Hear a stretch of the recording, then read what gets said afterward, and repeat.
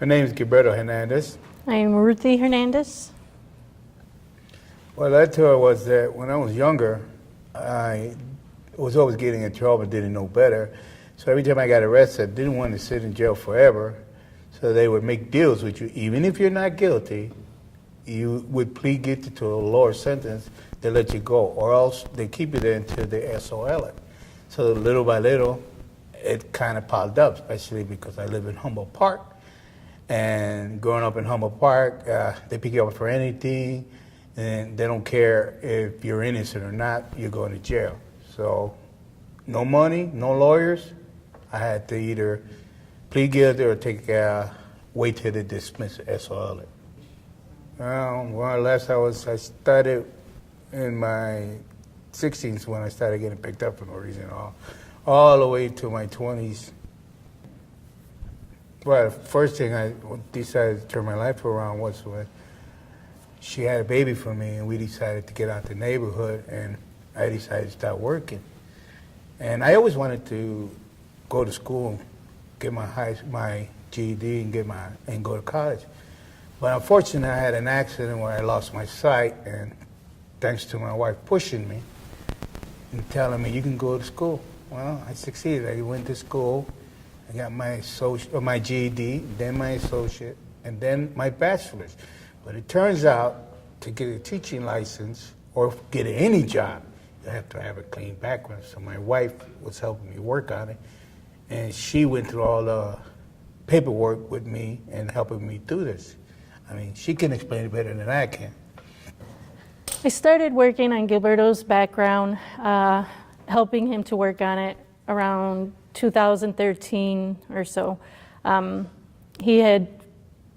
think he had finished with his associate's degree and wanted to move on for his bachelor's, and he had applied for a job and received the rejection because of his background. Of course, I'm not a lawyer, so this was all new to me, having to go through all the paperwork, the rap sheet, try to decipher what the little codes meant. But with the help of Google and the internet, I just kept going to different websites through the county, through the state of Illinois, and trying to put together what the cases meant. By the time we were going to go to the summit, I had reached the point where I figured most of his cases were SOL and they possibly could be sealed. And that's what I kind of expected when we went to the summit, was to be told the same thing, and that we would have to go to Cook County and get dispositions. I felt when we were going there to get expunged, I was going to get rejected on some or sent to another lawyer, or I expected really bad news. I didn't expect exactly what happened when it happened, how organized these people were, how clear it was. And I didn't need all those records and papers that I brought with us that my wife put together. We didn't need none of that stuff. I mean, these people were sufficient. They were clear. They were precise on the money when it came to certain things. I mean, they motivated me to just keep going and keep going, because after a while you start thinking, wow, you know, do I have to do this step again? I'm looking forward to it, because this place that we went to for the expulsion, they were really professionals at their jobs, for volunteers at that. I heard about Clerk Dorothy Brown's Expungement Summit through a flyer that my dear friend gave me. And I want to say that was back in like February or March. So I had put it on my calendar. I had sent him a photocopy of it, letting him know maybe we should try it. And then we heard about it again through our minister. She had talked to an attorney, and he, I guess, had mentioned the summit and how it might help Gilberto. Ready to stop and try to find whatever minimal job there was and save the money to pay for a lawyer. So in a way, when she got that through her friend, it was a blessing. It was I was like, oh man, thank God, because I didn't really want to wait a couple of years to save up this money, because I'm a certain age. Let's say I'm going to be 60 next year. I want to hurry up and become a teacher, do what all that hard work that I went through school for so it could pay off. So I was glad that she got that flyer, and I was so happy because I really wasn't looking forward to waiting until I saved the money, because I'm sure it would have took many years. What I liked about the summit was they didn't give me all the bull crap that lawyers gave me. Lawyers, they built up their case by talking, so they could charge you more and more and more money. These people were precise and clear with me. I had no expectations really, except that they were going to basically point us in another direction. Like, I thought we were just going to have to come to the courthouse and get dispositions. I felt like they were going to just summarize what had to be done for the cases.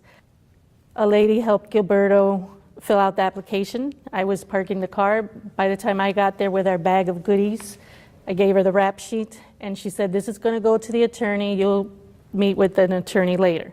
So during the process, you don't realize what's going on while you're being entertained, so to speak. You're listening to presentation, you're listening to all this stuff, and as you go through and you finally sit in front of the attorney, and I was very impressed because he had everything ready. So he never even saw Gilberto, he didn't see any of us.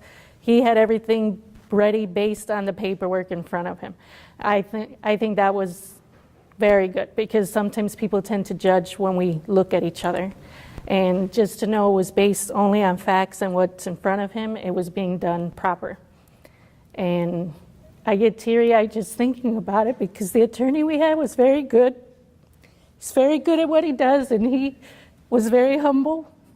The printer went down, and he apologized to us for taking up our time, and all I could think of was, you don't know how much time you are saving us. And then he didn't even say that the cases were being sealed. Most of the cases are being expunged. And that just moved me so much, because I wish people could be more like him and more like the volunteers that were at the summit. A very surprising thing was meeting Miss Dorothy Brown. Yes. Her coming up to me in line, shaking my hand, and taking pictures with her. That was, Yeah, I didn't expect none of that. She was there the whole event. We left, she was still there, and we were there for maybe a good 5 or 6 hours, and time didn't take long. I mean, the time went fast. The way everything was set up, you were moving. You weren't like sitting there going nuts, going crazy, wondering what the heck's going on. You were constantly being moved, and the process was going while you're moving. Yeah. And I thought it was very well thought out. I felt that my spirits were high, very high, and I felt uplifted that I actually felt this is going to get done. I'm going to be okay. I'll be able to do what I got to do. With going to this place, it's made me feel really, really great. I'm here at the courthouse today because I'm here to get all my cases expunged. Except for 2. Except for 2, yeah. When it all works out, what I plan to do is to finally become a teacher, take out my license, and move on with my life, become a high school teacher. That's what I'm looking for. And I plan to get back by teaching Braille to students who are blind, because I have a Braille degree at that. For me, the future, after Gilberto's cases are cleared up and he moves on with his dreams, I'm hoping to experience some kind of peace. It's been hard because just let alone him going to school and going through the stress of learning and dealing with school, on top of it, having this on the back of his mind, of course, being his wife, I get to share that wonderful load. And I don't want to share it anymore. Yeah, well. So it'd be nice to put it away and not think about it. It would be nice, though, because of everything I've learned, if there was a way I could volunteer and help people in need, like to put their paperwork together or help them understand it. Because that's the biggest part, I think, is for people to understand they have to figure out where they're at. Sometimes you have that mentality that that's it, your life's over, you've got cases, you've got a background, and you can't do anything. But again, like with Clerk Dorothy Brown and the summit, it is possible. sitting in that room of hope, it was exactly that. It's a room of hope, and you could say room of accomplishment, because they do accomplish. You got to move on yourself too. That's what I told Gilberto. There's still, sometimes people can have a background, but they're not changing either. They're not stopping criminal Because criminal there's no activities. hope. There's no hope. If it wasn't for Dorothy Brown Summit that gives hope, people wouldn't do exactly what I did. Yeah. Not have no hope. If it wasn't because we went to this summit, and I finally got hope. Yeah, I but you finally did see a make future. changes too before that. You also made positive lifestyle changes before Yeah. that as well. I know that part, but what I'm saying is when it comes to expunging and getting rid of your background, especially because you didn't know better as a young man, you kept getting arrested. And you didn't know better, you kept getting in trouble. That part there is, you don't think about it. But as you get older, then you find out, hey, wait, I got a background, I got to get this clean. Then you find out all this stuff, and you feel like, I can't do it. So if it wasn't for the summit, now I got hope. Now I'm a happy man. Thank you, Dorothy Brown, for having this summit and giving my husband and others a second chance.